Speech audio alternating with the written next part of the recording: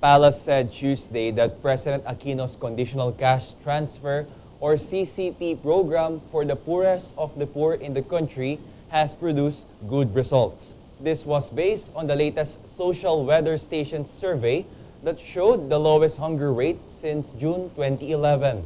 The SWS poll taken from December 8 to 11 of 2012 revealed a 16.3% equivalent to 3.3 million families who have difficulties finding food to eat, down from 21% or 4.3 million households in August.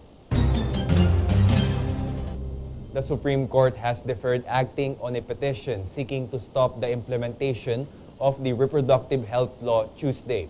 The 24-page petition was filed last January 2 by couple James and Lovely Imbong against the RH law, arguing that it negates the foundational ideals of the Filipino people enclosed in the Constitution. Associate Justice Jose Mendoza, in charge of the said case, reportedly needed more time to submit recommendations on whether or not to issue a temporary restraining order. Meantime, the Supreme Court Public Information Office has decided to reset deliberations on the petitions on Tuesday next week. The Supreme Court has junked businessman Luis Biraogo's appeal for the COMELEC to bar members of political dynasties from running in the 2013 polls. Supreme Court Deputy Spokesperson Gleo Guerra did not elaborate, however, on why the petition was dismissed. In his petition, Biraogo cited Section 26, Article 2 of the 1987 Constitution as basis for prohibiting political dynasties from running in the elections.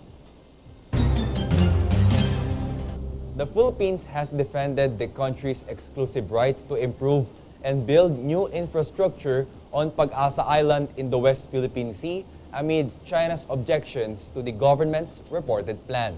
China's Foreign Ministry spokesperson Hong Lei earlier urged the Philippines not to complicate the situation in the disputed area. Department of Foreign Affairs Assistant Secretary Raul Hernandez, however, noted that all of the countries must respect the Philippines' government reported plan to develop the said island. Pag-asa is an island in the Kalayaan chain, some 285 nautical miles from Palawan, where the country exercises territorial sovereignty, jurisdiction, and efficient administration in accordance with international law. Some senators defended Senate President Juan Ponce Enrile from accusations regarding the alleged 1.6 million pesos cash gift. Lorraine Mata reports. Senate President Juan Ponce Enrile has allegedly given 18 senators a 1.6 million pesos cash gift each and 4 others to receive 250,000 pesos. The cash gift allegedly came from the allotted funds for the 24th and vacant Senate post held by once then Senator President Aquino before he won the presidential election in 2010. The Christmas gifts, billed as the additional maintenance and other operating expenses or MOOE, was said to be the highest one yet to be distributed to all employees of the Senate.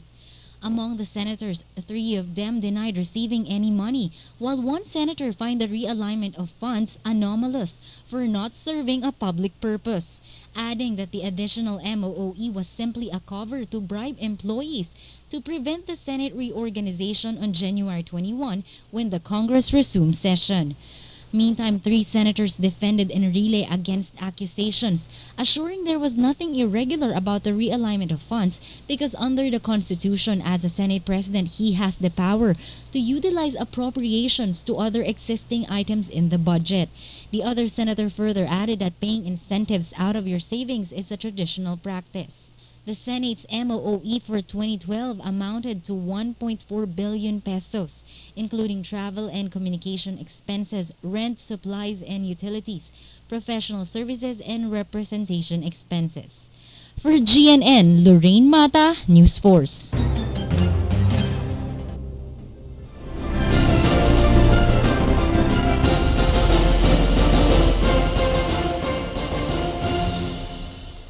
Elections Commissioner Rene Sarmiento said that President Aquino is not exempted from the gun ban, which takes effect on January 13. Sarmiento said those who would like to be exempted have to apply and the COMELEC has to approve their application. The gun ban prohibits anyone from carrying firearms outside residences and in places of business.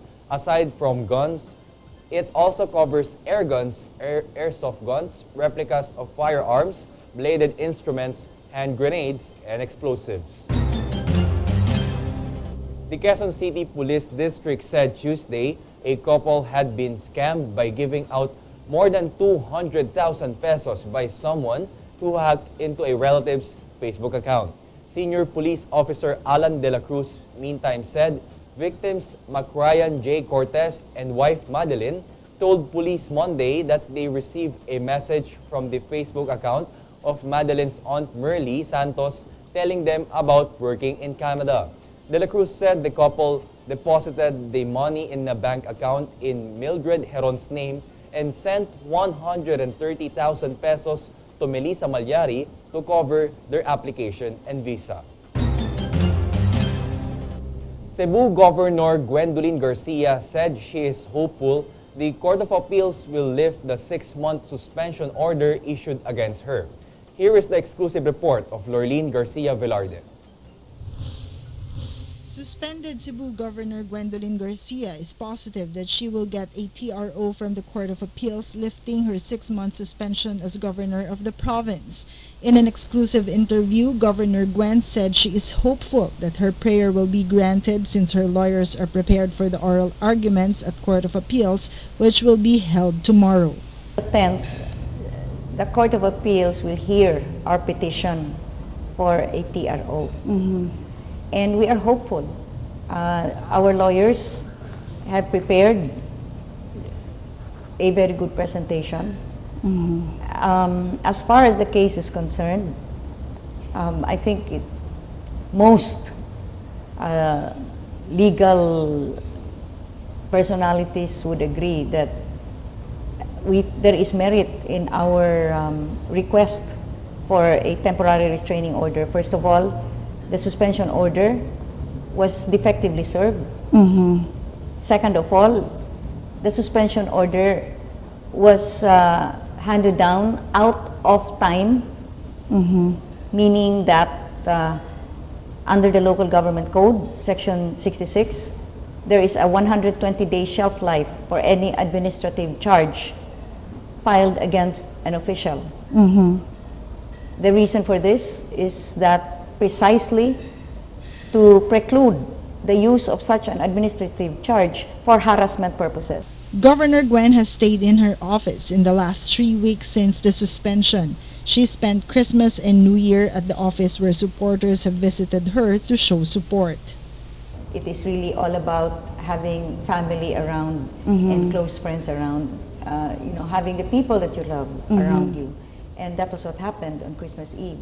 My parents, my children, my grandchildren, and even my own siblings were all here. Apart from supporters and close friends, I think that night I realized the meaning of those words. Faithful friends, gather near to us once more. Jojo Binay, Senate President Juan Ponce Enrile, and former President Erap Estrada. They came to show their support, and also they wanted to show that they were one with me in standing up against this suspension order, which is illegal. Meantime, Acting Governor Agnes Magpale is functioning already as acting governor. I am performing as I promised when I took my oath to serve the Cebuanos. I'm not really that bothered by the presence of the suspended governor there.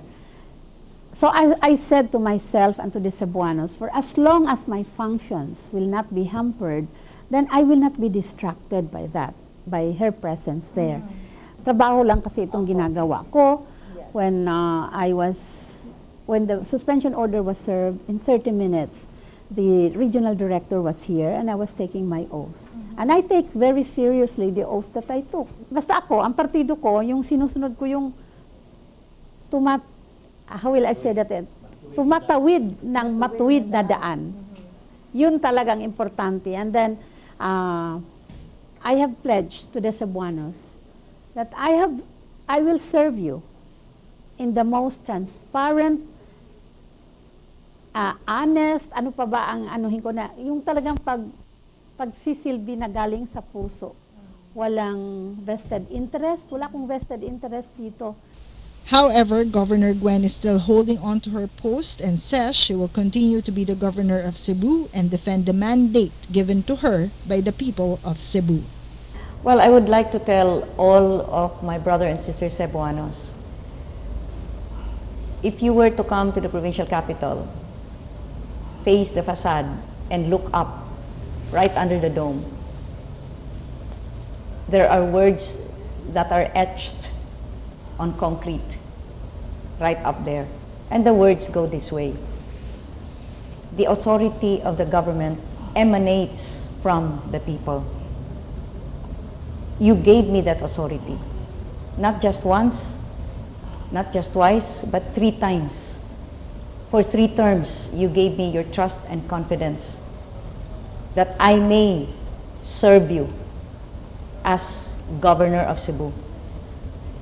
It is precisely why you have given me that trust and confidence, that mandate, that I continue to stand here, stand firm, to defend this mandate. We have been issued an illegal suspension order. We are contesting this in court and hope to find justice in court. In the meantime, I will not fail this sacred oath that I gave to you, the Cebuanos, that I will continue to respect the mandate that you gave me as governor of Cebu. It is indeed true that the authority of the government emanates from the people. But in the case of Cebu, which government are we referring to? Together with cameraman Edgar Nono, this is Lorlyn Garcia Velarde for News Force.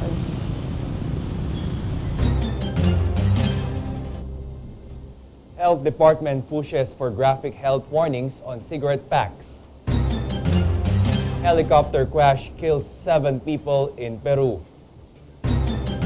And Mariah Carey and Nicki Minaj play it nice after controversial feud.